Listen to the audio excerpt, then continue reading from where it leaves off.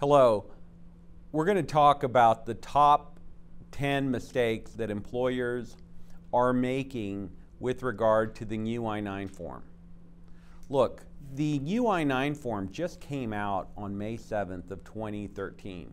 So we're only 4 months into this new form, and we're already seeing employers make many mistakes. Today's presentation is designed to let you know what the common mistakes being made on the new form actually are. Let's start with mistake number 1, and that is many employers are still using the old form. Let's take a look at the new form and what it looks like to make sure that you are in fact using the new form. The first thing you'll notice is it's a 2-page document, 2 pages. That's a big difference from the old form. So look at the bottom of the form. Also, it should indicate the date 2013. That's how you'll know that you're using the new form. Folks, we have 2 attorneys and a number of retired ICE agents that help our clients with compliance efforts on the I-9 form. We do a lot of I-9 reviews, and we are still seeing employers using the old I-9 for employees that were hired in June, July, even August of 2013.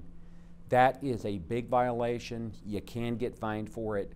Using the old form is not acceptable. Let's look at the second mistake we're seeing, especially with employers of large Hispanic workforces. Look, there is a Spanish I-9 out there. It's published by USCIS. Unfortunately, it's only good in Puerto Rico. So if you're using the Spanish I-9 form, that's a problem. You can't use the Spanish form for employees that are working in the US mainland. Don't make that mistake. We had a case recently where an employer had 400 I-9s completed with, it was the new form, it was the May 2013 form, but it was the May 2013 Spanish form. All of those forms had to be redone. We had to bring the employees back in. They completed section 1. We had to have the employer complete section 2. The big problem is now it's a late I-9. So point number 2, use the English form, not the Spanish form. Big problem. The question I always get here is, well, some of our applicants, some of our employees rather, aren't very proficient in English. How can we help them complete section 1? And it is worth noting that section 1 under the new form has more data fields. How can we help the employee who's not proficient in English complete section 1? Lots of ways. First, you could have a sample I-9 completed by someone that shows him or her where the different data goes, where his name goes, where his date of birth goes, where his A number goes. And you could leave a sample laminated form in the hiring area where the employee can complete section 1. That'll give him a guide as to what he needs to put under section 1. Remember, section 1 is the employee's responsibility to complete. It's the employer's responsibility, however, to make sure that he or she completes it properly. So having a sample I-9 to look at is a good way to deal with that. Also, you could have a Spanish I-9 for illustrative purposes only, so the employee could figure out where the data goes under section 1. But again, you cannot use that form as the official form. It's not valid unless you're actually an employer based in Puerto Rico. Don't make that mistake. The third mistake that we're seeing employees and employers make is over-documentation. And I say this, employees offer too many documents, but employers commit the sin of accepting too many documents. Folks, let's look at this document. Under Section 2, the employee has to present original documents from list A or B and C, not A, B, and C. You don't get bonus points for providing more documentation. What you can get is a charge from the Office of Special Counsel for over-documentation. More is not better in this regard. Do not over-document. And it's not a valid defense to say, well, the employee offered his permanent resident alien card, his Texas driver's license, and his Social Security card. That's not a defense that he offered it, because he may have offered it, but you accepted it, you completed Section 2. Do not over-document. We are starting to see more activity by the Office of Special Counsel. What is the Office of Special Counsel? It's a separate agency. It's part of the Department of Justice. And its sole aim is to ensure that employers don't discriminate against immigrants during the hiring process by asking for additional documents that is not required. The Office of Special Counsel is alive. They are going after employers. So employers are certainly within this catch-22 scenario where if they don't take the I-9 mandate seriously, they can be hit with a fine by ICE. But if they go overbroad and they ask for too much documents, or they refuse documents that are permitted, they can certainly face sanctions by the Office of Special Counsel. Again, do not over-document. The other area, and we call this the fourth mistake that we're seeing by employers, is employers under Section 2 that are accepting, and here's Section 2, they're accepting Social Security cards that have a restriction on there. The restriction will say, not valid unless presented with a DHS document. That is a specific restriction that limits the Social Security card's ability to prove authority to work in the U.S. If an employee presents that Social Security card to you, you certainly can accept it, but you have to ask him or her for an additional Department of Homeland Security document. This is a restriction that is meaningful. It cannot be disregarded. The typical scenario is an employee will present this Social Security card, and the employer and he'll present this and a state-issued driver's license, for example. And normally, a state-issued driver's license and a Social Security card would be acceptable. But if the Social Security card has a notation, not valid unless presented with a DHS document, you cannot accept that under Section 2, and you have to ask the employee for additional documentation. That is a substantive violation. Be aware, we are seeing a lot of employers continue to make that mistake, and it is, again, a substantive violation. The next mistake that we're seeing is employees under Section 1 that don't complete Section 1 at the start of employment. The I-9 must be completed by the employee at the beginning of employment. Section 1 timeliness differs from Section 2 timeliness. Under Section 1, the employee must complete Section 1 on the first day of employment. It's a little tricky because Section 1 requires that the employee complete Section 1 on the first day of employment. The law gives the employer under Section 2 3 days from the commencement of employment to complete Section 2. Don't get confused. You don't have 3 days from the commencement of employment to complete Section 1. Section 1 must be completed by the employee on the first day of employment. Under the new form, employees that don't complete it timely, it becomes very evident on the new form. So that is a violation, and we are seeing employees make that error. The bad news for employers is the employee makes the error and the employer pays for it. So that must be corrected.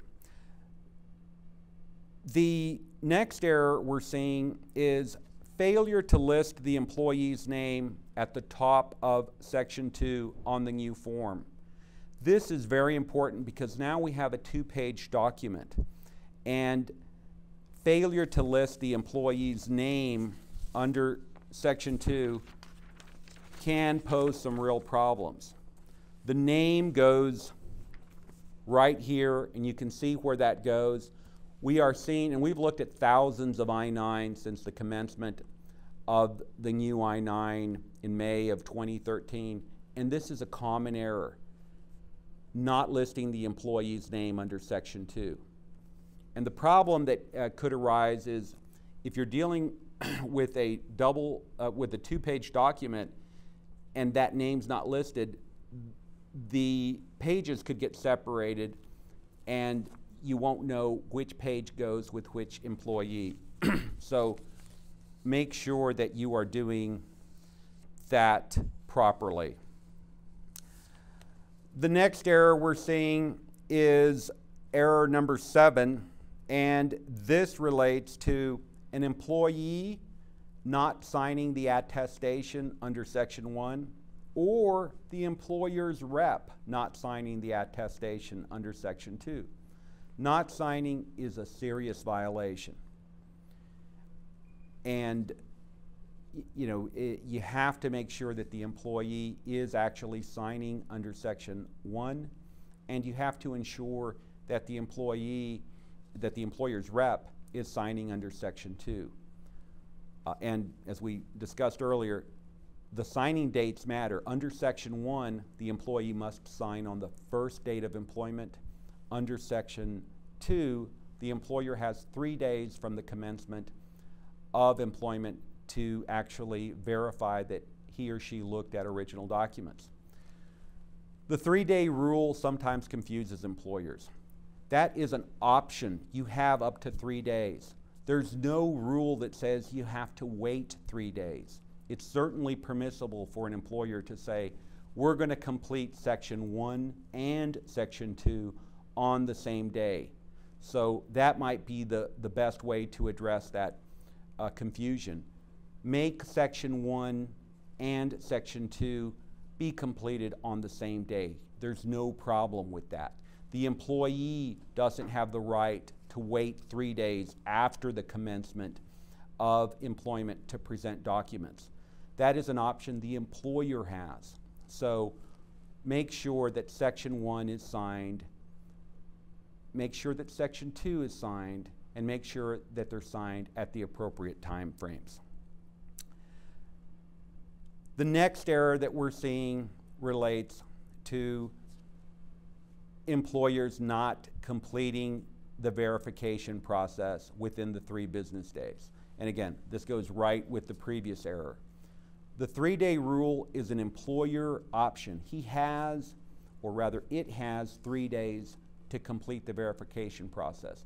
But the employer doesn't have to wait 3 days. He can complete the verification process on the same day of employment. Many employers mistakenly believe that they have to wait 3 days. That's not a requirement. You should complete it on the same day of employment, and you won't have any problems down the road. The next error we're seeing is employers' incorrect use of added data fields under the new form. And what do I mean by that? Well, the new form has more data fields. And we are seeing under Section 1 where an employee will actually put their date of birth right next to their signature, where they signed under penalty of perjury that they were authorized to work in the U.S. That is a very common error. Because this new form asks for more information many employees don't know what to do. It asks for a telephone number. That is an optional request. That's not required. It asks for email address. That's not required. Some of these data fields are optional. Some of them are mandatory. The mandatory ones are name, date of birth, A number if they're an alien, signature, address. Again, address of the employee is not a requirement there. The new form does pose some challenges for the employee. Make sure that they're filling out the form correctly. Again, here is where providing them with a sample form completed and maybe laminated might help them make sense of the new form. Now, the last error, error number 10, is a problem that relates with the new form and the new form and the old form. There are 3 sections to the I-9. Section 1 that the employee completes. Section 2 is completed by the employer's representative.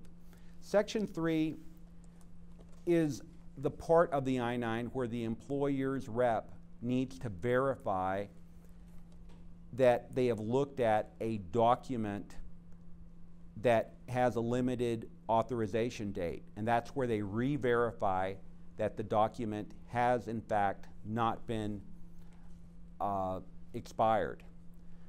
Little tricky here, and it is stumbling some employers.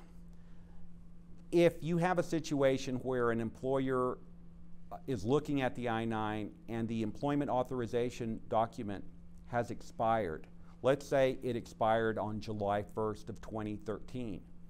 Normally, you would re-verify the document under Section 3. But because a new form has now been issued by USCIS, you have to re-verify on the new I-9 form.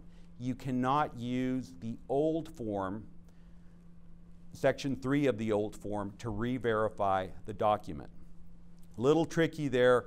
The way to remember that is no re-verification or verification should be used on any situation after May 7th of 2013. It's that simple. If it involves re-verification, after May 7th of 2013, you have to use the new form. These are the top mistakes we are seeing employers make with regard to the new form. The old form was tricky. It had been around for 30 years and employers routinely messed up on it. We have a new form now. Make sure you're using the right form. Make sure you're paying attention to this form. It looks simple, but it is somewhat complicated. The attorneys at Monty & Ramirez practice in the area of labor and immigration law. We do a lot of employer compliance in this area. We have 2 attorneys and a number of retired ICE agents that work with us auditing companies all over the country. We like dealing with the I-9 and we know it very well. If you have questions, contact us. Also, we've identified a new checklist that walks you through the I-9 from A to Z. It looks at every data field and it tells you how to complete it. If you want a copy of our I-9 checklist, give us a call, send us an email. We're happy to help. We hope this helped. Thank you.